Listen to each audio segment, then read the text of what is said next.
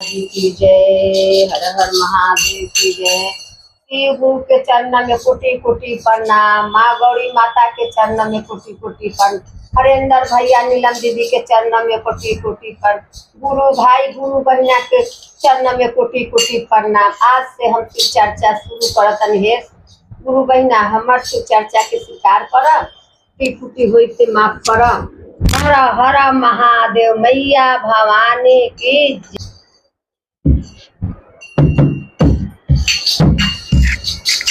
पटना से फूलल राजधानिया हो बनिया। देवाघर से फूलल राजधानिया हो गुरुजी बन गई। बत्तीना से फूलल राजधानिया गुरुजी बन गई बनिया। बन गई बनिया गुरुजी बन गई बन गई बनिया गुरुजी बन गई बनिया।